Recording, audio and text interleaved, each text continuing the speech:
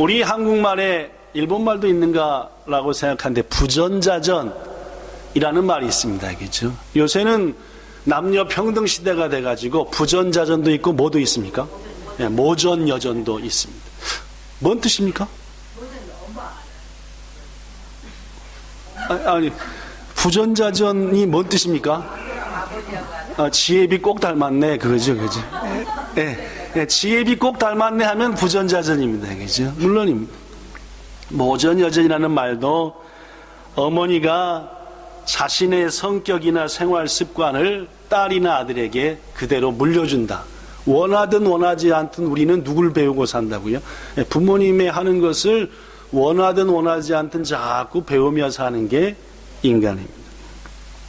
얼마 전에 여러분에게 한번 소개했지만 우리 한국에 계신 유목사님이 전화를 해가지고 막 얼마나 세게 웃으면서, 왜냐하면 손주랑 추석을 보낸 게 처음이었잖아요. 그렇죠?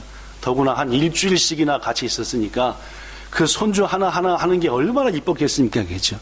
근데 하는 말이 뭐라 그랬다 그랬죠? 목사님, 그러니까 유목사님이 저한테 하게, 목사님, 이놈 현수가 지혜비를 뭐 했다고요? 꼭 닮았다. 그러면서 하는 말이, 목사님, 박 목사님 들어보십시오. 제가 설교만 하면 지혜비가 꼭 강대상에 올라가지고 내 바지가랑이를 잡고 얼마나 늘어지든지 현수 하는 놈 보니까 똑같은 놈이라고 하면서. 보면서, 저기 손주를 욕하는 게 아니라 뭐 하는 거구나.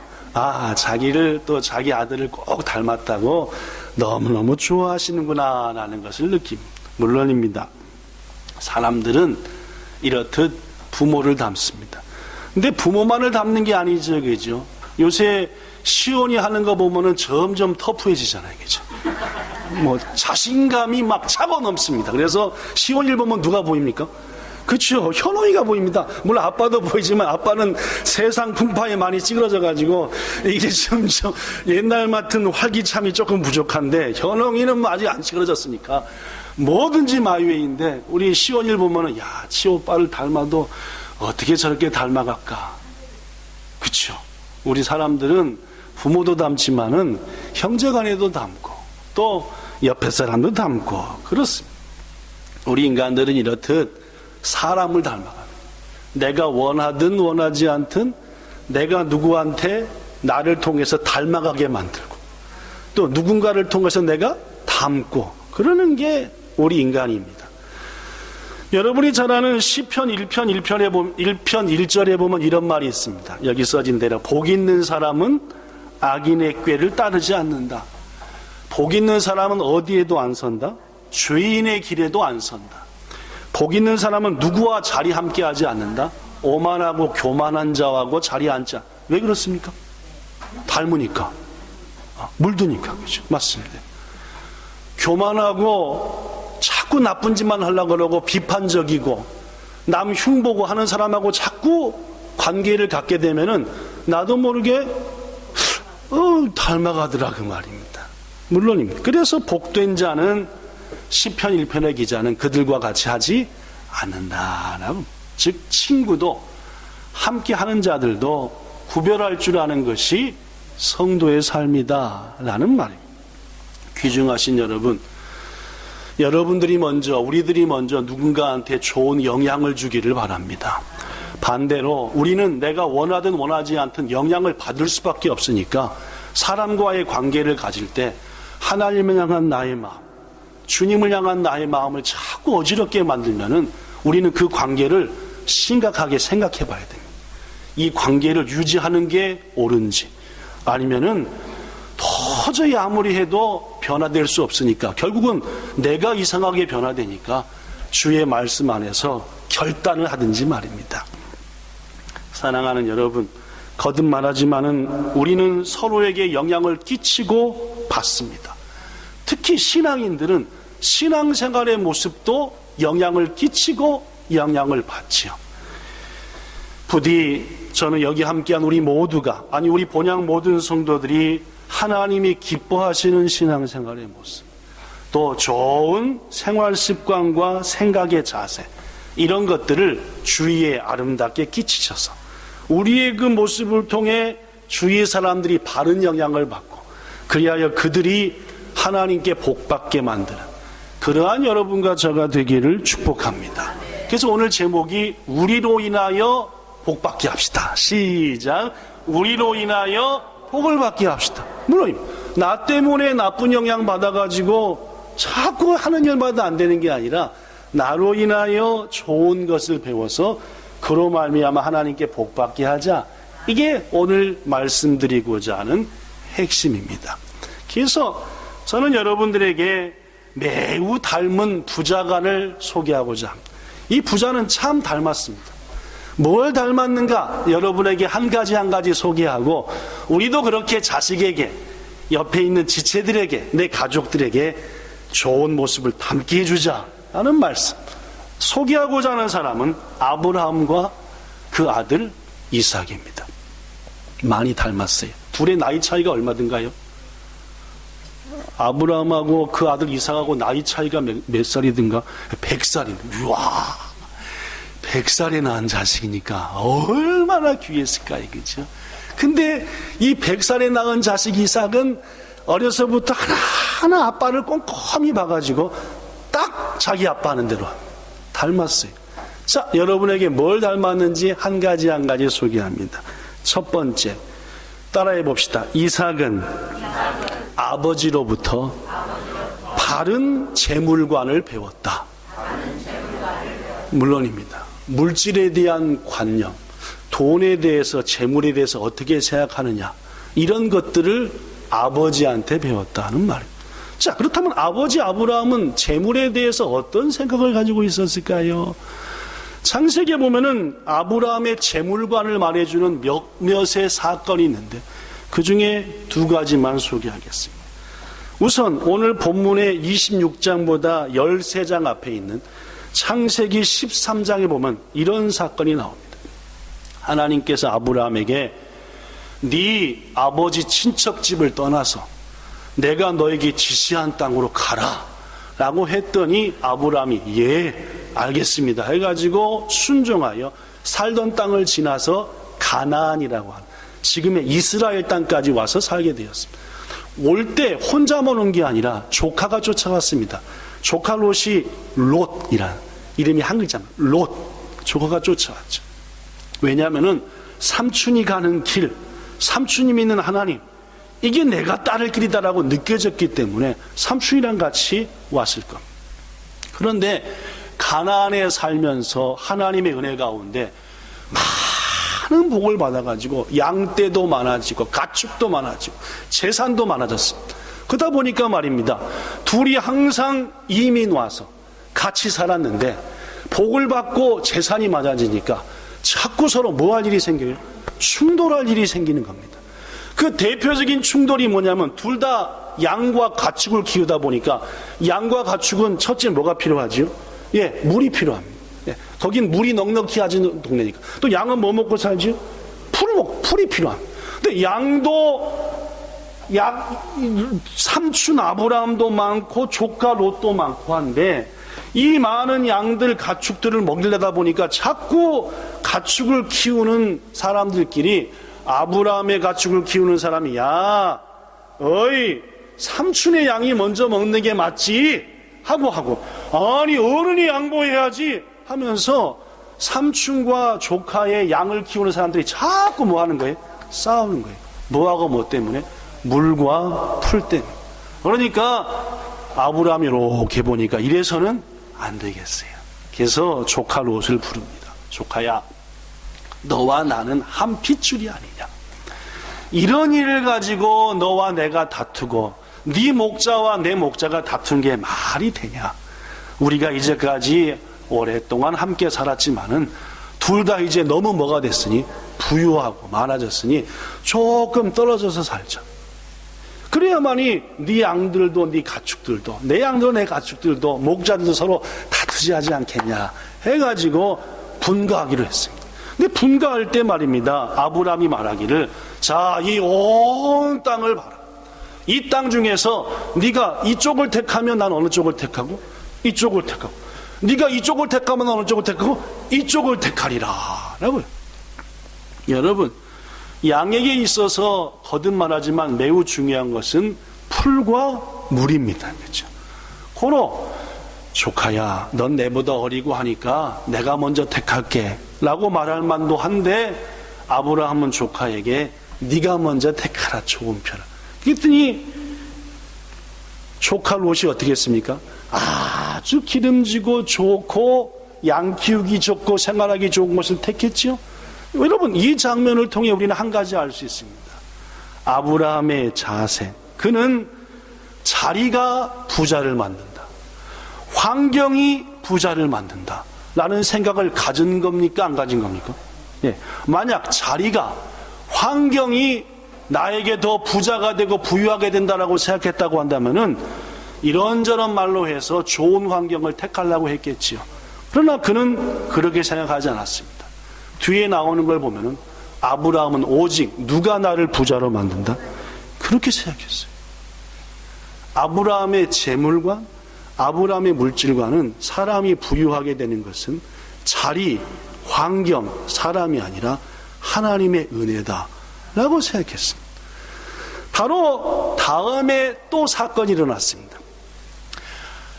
아브라함의 조카 롯이 택한 곳은 거듭말하지만은 기름진 곳, 양 키우기 좋은 곳, 소돔이라고 하는 곳을 택했죠. 그런데 이게 웬일입니까? 그 다음에 전쟁이 일어났습니다. 전쟁이 일어나가지고 저 북쪽에 있는 연합군들이 소돔 지역에 쳐들어온 거예요. 쳐들어와가지고 소돔에 있는 모든 양들, 금은, 재물들, 심지어 사람들까지 끌어가 버렸습니다. 사람은 뭘로 삼으려고? 총으로 삼으려고, 노예로 삼으려고. 그러다 보니까 거기에 살던 누구도 쫓겨갔지요?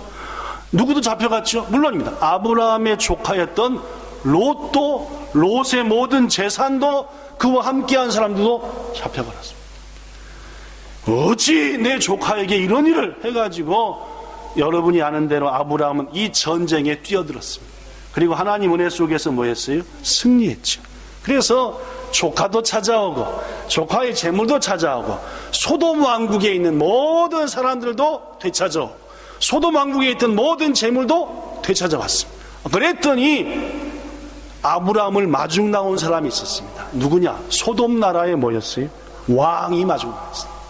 소돔 나라 왕이 마중 나와서 말하기를, 창세기 14장 21절에 아브라함한테 이렇게 말합니다. 이렇게 했어요. 자, 뭐라고 얘기했을까요? 시작. 이르되 사람은 내게 보내고 물품은 네가 가지라. 무슨 말입니까? 우리 소돔 백성들은 뭣도 누구 백성이었으니까, 내 백성이니까 나한테 왕의 체면도 있으니까 돌려주라. 대신 당신이 찾아온 소돔 나라에 있었던 모든 재물은 당신이 목숨 걸고 가서 찾아온 거니까 그것은 당신이 뭐하라? 가지라. 이게 당시의 습관이었습니다. 관습이었죠. 전쟁에 나가 이기면은 전쟁에서 거두어들인 물건은 전쟁에 참여해서 승리한 사람이 갖는 게 당시였습니다. 고로 이 소돔 왕은 그 뜻대로 하되, 대신 사람은, 백성은 종으로 갖다 삼지 말고 나한테 돌려줬으면 좋겠습니다 라고 부탁을 한 거죠. 이에 대해서 아브라함이 한 말을 우리가 잘 압니다. 창세기 14장 22절 23절 아브라함이 말하기를, 천지의 주제이시오. 지금 무슨 말입니까? 온 천지 만물을 다스리시는 그런 뜻입니다. 지극히 높으신 하나님 여호와 앞에 내가 뭘 들어 맹세하노니? 손을 들어 맹세하노니 너한테 속한 것은 실 한 오라기도 신발끈 한 가닥도 내가 취하지를 않겠다 라고 맹세했습니다. 왜 그랬습니까? 네. 아브라함이 이런 말을 했습니다. 훗날 네가 말하기를 아브라함이 부자가 된 것은 다 나 때문이다 라는 말을 내가 듣기를 원하지 않는다 라고 말했습니다. 그렇습니다, 여러분. 아브라함이 생명을 걸고 싸워 얻은 것이었습니다. 거듭 말하지만 당시의 관례를 볼 때 아브라함이 싸워 이긴 거니까 가져도 아무 상관없는 거였습니다. 더구나 말입니다, 아브라함을 큰 부자로 만들기에 충분한 것이었고, 사람이 살다 보면은 물질 때문에 이것저것 문제가 있는 사람이 많은데 그 문제를 단 한 번 해결할 정도로 큰 재물이었습니다. 그럼에도 불구하고 아브라함은 하나도 갖지 않겠다. 신발끈 하나도 갖지 않겠다. 이유가 뭐라고요? 네가 훗날 아브라함이 부자가 된 것은 다 내 덕이다 하는 말을 나는 원치 않는다. 그리고 그는 말하기를 나는 오로지 누구의 주시는 복? 하나님 주시는. 그렇습니다. 아브라함은 하나님이 주시는 복을 사모했습니다. 내가 이 땅에 부자가 되는 것도, 이 땅에 부유하게 되는 것도, 모든 재물이 내게 풍성해지는 것도 사람이 아니라, 내 힘이 아니라 하나님의 마음에 합당할 때 그분이 내게 선물로 주시는 거다 라고 믿음을 가졌죠. 그 전쟁이 끝난 다음에 얼마 후 하나님이 아브라함한테 나타나셨습니다. 이렇게 말했죠. 창세기 15장 1절 읽어볼까요? 시작. 이후에 여호와의 말씀이 아브라함에게 임하여 이르시되 아브라함아 두려워하지 말라. 나는 너의 뭐요? 방패요. 너의 뭐다? 지극히 큰 상급이다. 나 너를 항상 지켜주는 것이고 더구나 내가 너의 뭐가 된다? 상급이 되고 너의 상이 되고 너의 모든 재물의 근원이 되고 너의 힘의 능력이 될 것이고 나를 너에게 주겠다라는 말이에요. 하나님 자신을 너에게 주겠다라고. 그렇습니다. 아브라함의 재물에 대한 개념, 가치관에 응답하사 하나님께서 아브라함에게 복을 약속하셨다라는. 그런데 여러분, 이러한 아브라함의 재물에 대한 개념, 삶에 대한 개념을 누가 그대로 배웠다고요? 그의 아들 이삭이 배웠다니까요. 오늘 본문인 창세기 20장 17절부터 25절에 보면 이삭이 가는 곳마다 뭘 팠지요? 우물을 팠습니다. 아버지를 닮아 이삭도 뭘 치고 살았지요? 양치고 목축업을 했습니다. 양에게 있어서 중요한 게 뭐라고 아까 얘기했던가요? 물론 물하고 풀입니다. 특히 우물이라고 하는 것은 매우 중요한 재산이었죠. 팔레스타인 그쪽은 물이 넉넉지 못하니까 우물을 판다, 물이 있다라고 하는 것은 엄청난 힘이고 재산. 근데 우물을 팔 때마다 누가 뺏어가 버렸죠? 예, 오늘 본문에 보니까 블레셋 사람들이, 그랄 사람들이 우물을 팔 때마다 뺏어가 버려. 거기서 좋은 물이 나오는데 파면 뺏어가고 파면 뺏어가. 그러면 여러분 이쯤 되면 이삭이 요것들이 내가 얼마나 어렵고 비용을 들이고 힘을 들여 판 물인데 내 거 뺏어가, 날 죽이고 뺏어가라 이놈들아.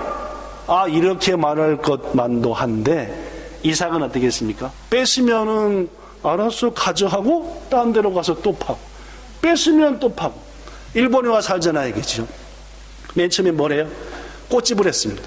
아, 꽃집을 해가지고 꽃이 잘 팔려서 야 이제 부자는 못 돼도 충분히 먹고 살겠다 하는데 웬 야쿠자 같은 것들이 와가지고 꽃집 내놔 이거 확 뺏어가버려요.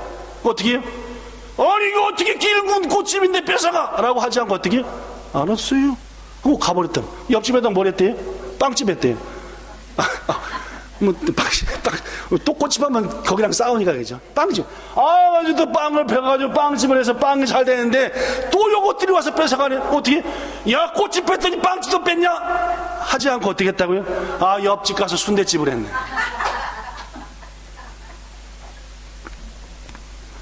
그렇습니다, 여러분. 몇 번이나 반복되는 블레셋 사람들의 횡포에도 불구하고 이삭은 조급해하거나 분해하지 않았습니다. 왠지 아십니까? 하나님께서 내게 재물과 살 수 있는 복을 주신다는 것을 그는 믿었기 때문에. 누구한테 배운 대로? 아버지한테. 오늘 본문 성경을 봐보십시오. 26장 22절에 보면은 이삭이 거기서 옮겨 또 다른 우물을 팠으니 그곳은 다투지 않아 해서 로봇이라 하고 말하기를, 여기서부터 이제는 여호와께서 우리를 위하여 뭐하게 하셨으니? 넓게 하셨으니 이 땅에서 우리가 뭐하리라? 번성하리라 라고 오늘 본문에서 이삭의 재물에 대한 개념, 물질에 대한 개념을 알 수. 성도 여러분, 우리들은 우리의 가족들에게, 우리의 자녀나 주위 사람들에게 어떤 물질관을 본을 보여주고 계십니까?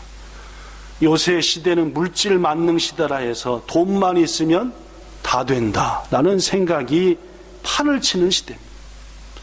여러분과 저도 자칫 물질의 힘과 그 물질의 지배를 받으면서 우리의 가장 가까운 사람들에게 돈만 많이 벌어라 라고 돈 중심으로 가르치지는 않냐 그 말이에요.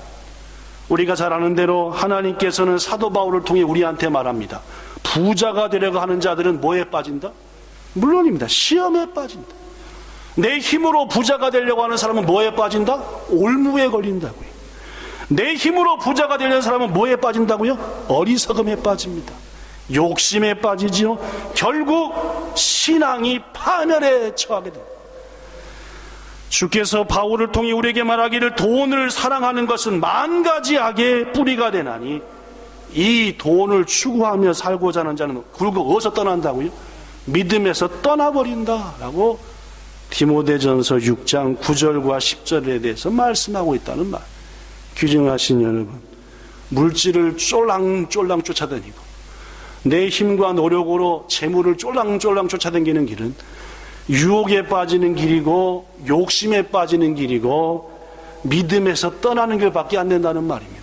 아브라함은 적어도 재물관에 대해서 내가 부유롭게 하는 것은 하나님이 하시는 것이지 내 힘으로 되는 것이 아니다. 내가 목숨 걸고 빼앗아온 재물이니까 이걸 누굴 주냐가 아니라 나를 부자 되게 하는 건 누구시니까? 하나님이시니까. 훗날 네가 저 아브라함이 부자 된 것은 소돔왕 나 때문이야, 이런 말 듣기를 원하지 않는다. 이 마음을 아시니까 하나님이 나타나사 내가 너의 뭐라고요? 상급이다.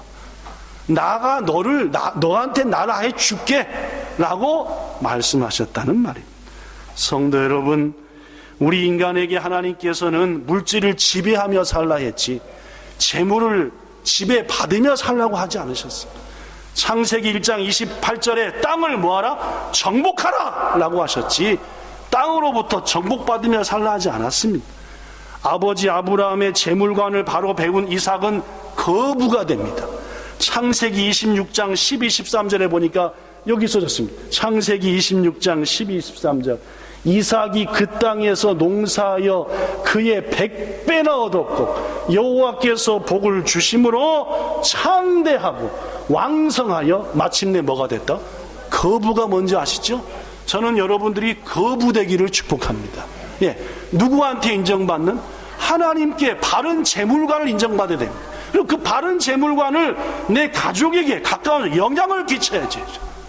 물질, 돈 맨날 쫓아다니는 사람들 절대로 거부는 못되고 쫌생이 부자, 바들바들 뜨는 사람. 요새 우리 피택자들이 주일날 저녁마다 1시간씩 공부합니다. 공부도 안 하고 기름 부음 받으면은 하나님의 영광 가리우니까, 그죠? 오늘 공부할 내용 중에 보니까 어느 목사님이 얘기한 것이 물질에 대한 얘기가 이런저런 얘기 나거든요, 그죠?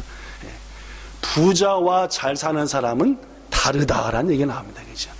부자는 그 목사님의 주장에 하면은 뭘 많이 가진 게 부자는 부자다. 그럼 그 사람이 꼭 잘 사냐?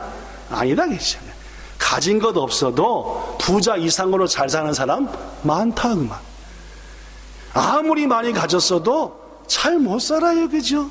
하나고 바들바들 떨고 맨날 물질만 쫓아다니고 맨날 통장만 쳐다보고 한 개도 잘 사는 게 아니죠, 그죠? 좀 없어도 내 할 것 하고 섬길 것 섬기고 베풀 것 베풀고 요 사람이 잘 사는 사람 아니냐. 그 책 읽으면서 야, 이 목사님 어떻게 멋있게 얘기를 했을까? 귀중하신 여러분, 부자가 되는 것은, 잘 사는 것은 하나님이 복을 주셔야 잘 사는 것임에 아브라함과 이삭이 가진 이 믿음의 아름다운 모습을 우리도 배우고 우리도 영향 끼쳐 우리도 잘 살고 우리 주위 사람도 거부 만드는 우리들 되기를 예수님 이름으로 축복합니다. 둘째, 이삭은 아버지로부터 예배와 기도를 배웠습니다. 아브라함은 하나님께로 부름받아 가나안 땅에 살면서 거의 매일 한 게 뭔지 아시죠? 제단을 쌓습니다. 가는 곳마다 뭐 했습니다? 예배를 드렸습니다. 어려서부터 아버지의 예배하는 모습, 가는 곳마다 제단 쌓는 모습을 배웠던 이삭 역시도 가는 곳마다 예배를 드렸습니다. 오늘 본문에도 보니까 하나님의 응답을 받은 다음에 뭘 했습니까? 예배를 드렸죠. 제단을 쌓고 예배했습니다. 그렇습니다, 여러분.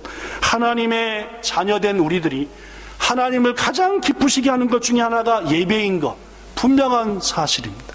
고로 이 태풍 비 속에서도 하나님이 기뻐하시고 너무너무 귀중히 여기시니까 예배당에 나오신 거 아닙니까? 우리 본향교회는 일주일에 10번 정도 예배 드립니다. 주일날 일부 예배, 어린이 예배, 2부 예배, 그 다음에 매일 아침 예배, 월요일부터 금요일까지 수요예배, 금요예배 하면 딱 10번입니다. 여기 계신 여러분들은 그 10번의 예배 중에 몇 번을 주님 앞에 예배 드리려고 애쓰시고 기도하십니까? 하나님은요, 예배하는 자를 기뻐하시고, 무엇보다도 아브라함은요, 자기 아들 이삭한테 예배자의 모습을 보여줬습니다. 저는 우리 본향교회 성도들이, 여러분과 제가 아름다운 예배자의 모습을 우리 이웃들에게, 우리의 가족들에게, 자녀들에게 본보여야 한다고 믿습니다. 그렇습니다. 아니, 저 사람이랑 사귀려면은 예배 무조건 드려야 돼. 이런 아가씨가 돼야지, 그죠? 내가 한번 예배도 빼고 와. 이런 아가씨가 되면은 그 청년이 그 아가씨를 통해서 예수님을 영접하고 구원받겠냐, 그 말입니다. 그죠? 택도 없는 얘기죠. 내 사랑하는 가족들에게, 야, 예배만큼은 열심히 드리고, 그 예배 때 꼭 날 위해서 기도하고, 내가 그 기도한 대로 꼭 나한테 응답이 돼 하면은 그 가족이 예배 드리러 가, 예배 드리러 하지 않겠냐고. 아브라함은 예배의 본을 보였고, 그 아들은 어떻게 하든지 우리 본향교회 재직들이나 일부 성도 보면 띡하면 자식들한테 예배를 빼먹게 하죠. 그죠? 오늘은 뭐니까, 내일은 뭐니까. 아닙니다. 어떻게 하든지 예배를 드리게 하는 본을 보이고, 또 예배를 드리게 가르치는 그러한 우리가 될 때 믿음의 조상 이삭이 받은 은혜를 누리고 사는 줄로 믿습니다. 특히 이삭은 아버지한테 중보기도하는 걸 배웠죠. 우리가 압니다. 하나님께서 소돔을 멸하시려고 하셨죠. 하도 악독한 땅이니까 저걸 멸해야 되겠다 하고 가시다가 누구네 집을 들렸어요? 아브라함의 집을 들렸습니다. 아브라함아, 내가 너한테 이런 얘기 안 해주면 안 되지. 이렇게 할 작정을 했더니, 하나님, 그 소돔 땅에 의인 50명이 있는데도, 그 50명 있는데도 불구하고 소돔 땅을 멸하시려고 합니까? 하니까 50 없다. 하나님, 제가 한 번만 더 기도하겠습니다. 45명만 그래도 그 가운데 쓸만한 사람이 있으면은 소돔 땅을 멸망시키지 마세요. 45도 없다. 40만이요. 40도 없다. 아니, 30명쯤 그것도 없다. 20명으로 그것도 목사님이 아니다, 그죠? 하나님, 마지막으로 한 번만 더 얘기했습니다. 10명만 있으면 그 땅을 멸하시지 말고 보존해 주셔서 했더니 10명 있었어요, 없었어요? 없어요. 물론입니다. 이러한 중보기도의 모습을 훗날 이런저런 얘기를 통해서 이삭은 듣고 그 역시 누군가를 위해 중보기도했습니다. 특히 이삭의 중보기도 장면 중에 하나는 자기 아내 리브가가 아무리 해도 어린아이를 못 낳는 거야. 그러니까 아무리 지켜봐도 리브가 어린아이를 못 낳으니까 너무너무 스트레스를 받는 거라. 그러니까 그걸 지켜보던 남편이 어떻게 해요? 옳거니 새장가 가자. 새장가다. 아버지도 새장가 갔잖아. 이렇게 생각했으면 죽일 놈이죠. 어떻게 했습니까? 아내를 위해서 뭐 했대요? 하나님 앞에 간절히 간구합니다. 나의 사랑하는 아내 리브가에게 새 생명을 주소서. 다른 여인이 아니라 바로 저 나의 첫 여인 리브가를 통해서 하나님께서 누구의 기도를 들으시고, 이삭의 중보기도를 들으시고 그 기도에 응답하사 리브가의 태에 쌍태를 주셨다라고 성경 창세기 25장 21절은 말합니다. 여러분, 꼭 보면은 부인이 어떻다고 욕하는 남편이 어떻다고 욕하는 부인, 절대로 뭘 해야 돼요? 오히려 사랑하는 남편을 위해서 중보기도를 하고 아내를 위해서 이게 아들 이삭이 아버지 아브라함한테 배운 중보기도의 모습이다, 그 말입니다. 귀중하신 여러분, 우리도 중보기도를 통해서 이웃에게, 가족에게 좋은 영향을 끼쳐. 우리 부모님은 항상 뭐 한다? 예배한다. 아무리 어려운 일이 있어도 뭐 한다? 기도하신다 라고 본을 보여 범사에 우리의 자녀와 우리의 가족에게 복받게 만드는 우리들 되기를 축복합니다. 마지막 세 번째로 이삭은 아버지로부터 절대적인 순종을 배웠습니다. 잘 아시다시피 하나님이 100살에 낳은 아들 이삭을 내게 제물로 바쳐라 라고. 더구나 무슨 제물이냐면 번제물. 번제물은 뭡니까?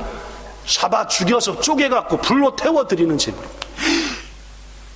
100살에 주신 아들을 내가 지시한 곳에 가서 번제물로 바치라. 상식적이지도 않고 말도 안 되는 얘기였고, 사람을 제사 드리는 것을 원치 않는 하나님이 진짜로 말 안 되는 거래. 그럼에도 불구하고 아브라함은 즉각 순종했습니다. 아침 일찍 일어나 하나님이 지시한 곳을 향합니다. 3일 길을 열심히 걸어서 드디어 하나님이 지시한 장소에 도착합니다. 아들을 어떻게 합니까?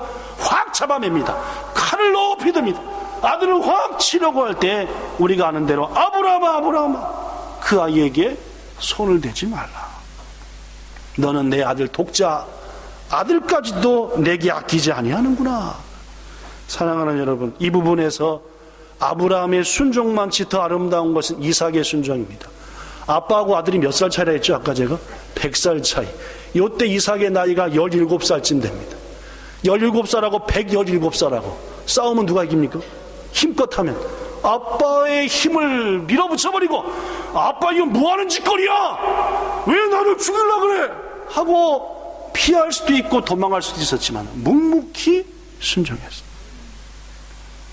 사랑하는 성도 여러분, 아버지가 자신을 결박할 때도, 쌓은 나무 위에 무릎을 꿇릴 때에도 충분히 아버지의 손길을 뿌리칠 수 있었지만, 아버지의 순종을 통해 이삭은 철저하게 하나님을, 그리고 자기 아버지를 순종하고 따랐다는 말.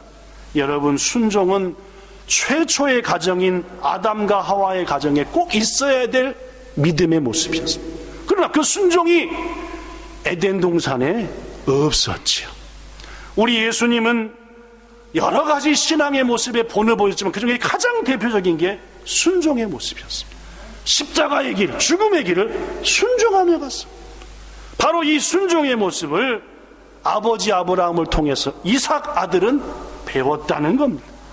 저는 여러분과 저의 순종의 모습이 우리 가장 가까운 사람들에게, 가족들에게 보여지게 되기를 축복합니다. 하나님이 선지자 사무엘을 통해서 말씀했습니다. 순종이 뭐보다 낫고 제사, 한 번 순종하는 게 예배 드리는 것보다 훨씬 더 귀하다라고 했습니다. 그리고 말하기를 하나님의 말씀을 뭐하는 것이, 듣는 것이 양을 잡아 하나님께 드리는 것보다 뭐하다? 낫다. 하나님의 말씀을 거역하는 것은 뭐하는 것과 같고, 뭐하는 것? 점치는 것과 같다. 하나님의 말씀을 거역하는 것은 침을 탁 빼서 딱 치고 오늘 이쪽 길이네, 이 죄와 똑같고, 하나님의 말씀을 듣지 않는 완고한 마음은 뭐한테 절하는 것과 똑같다? 우상에게 절하는 것과 똑같다라고 말했어요. 물론입니다. 이게 하나님 우리에게 하는 말입니다. 순종하라. 말씀 마칩니다. 아브라함이 자기 아들 이삭한테 좋은 본보기만 보인 것은 아니었습니다. 그 대표적인 나쁜 본보기가 자기 죽지 않으려고 자기 아내를 뭐라 그랬대요? 동생이라 그랬어. 물론 동생이 꼭 틀린 말은 아니지만은 그 대목에서 분명 자기는 아내라고 얘기했어야 됩니다. 근데 애굽에 가서도 제 동생인데요 했다 부인 뺏겨버리고, 또 그날 블레셋 땅에 가서도 제 동생인데 했다고 또 뺏겨버리고, 근데 똑같이 그 아들 이삭도 블레셋 땅에 가가지고 제 동생인데요 뺏겨버려. 그렇습니다. 사람은 이렇듯 장점도 단점도 나도 모르게 배우게 하고 배운다, 그 말입니다. 고로 우리 무엇보다도 신앙의 지체들에게, 우리의 믿음의 가족들에게 좋은 본을 보입시다. 첫째, 물질에 사로잡혀 사는 삶을 보여주지 맙시다. 오로지 내를 부자 되게 하시는 것은 누구다? 하나님이다. 이겁니다. 욥은 말합니다. 주신 자도 누구시오? 하나님. 취하신 자도 누구시다? 하나님이시다. 다윗이 말하죠. 모든 것이 주께로부터 왔으니 기쁘고 감사한 마음으로 뭐하나이다? 드리나이다 라고 했습니다. 물론입니다. 이게 역사상 가장 부자인 사람들이 하는 말들입니다. 여러분에게 간증으로 소개하는 수많은 부자들을 보십시오. 하나님의 은혜 가운데 됐고 모든 것이 주의 축복입니다 라고 하지 않았습니다. 둘째로 아름다운 예배자가 되기 바랍니다. 무엇보다도 중보기도자가 되어 우리 주위 사람들에게, 와, 우리 아빠는, 내 남편은 저렇게 누굴 위해서 기도하는 걸 기뻐할까, 이럴 때 그 가족이 복이 됩니다. 끝으로 뭐 하는 사람이요? 순종하는 사람. 이 본을 보이셔서 순종하는 자가 받는 복을 마음껏 누리게 하는, 우리 주위 사람들을 복받게 만드는 여러분과 저와 모든 본향성도 되기를 예수님 이름으로 축원합니다. 좋으신 하나님, 우리는 뭘 배우고 뭘 또 남에게 담게 만듭니까? 소재 하나를 실족시키게 하는 것, 그것은 바다의 연자맷들을 목에 걸고 던지우는 것이 차라리 낫다라고 말씀할 정도로 누군가를 넘어지게 하는 일은 우리가 참으로 해서는 안 되는 일입니다. 그러나 우리는 우리의 잘못된 신앙 습관과 생각 때문에 어떤 사람을 넘어지게 하기도 하고 그리고 쓰러지게 하기도 하는 그런 모습을 가집니다. 두렵고 떨림으로 구하노니 좋은 본을 보이는 종이 되게 하시고 우리 성도들 되게 하옵소서. 그리하여 다른 사람에게 복이 될지언정 어려움 되게 만드는 우리 되지 않게 하기를 원하며 예수님 이름으로 기도드리옵나이다. 아멘.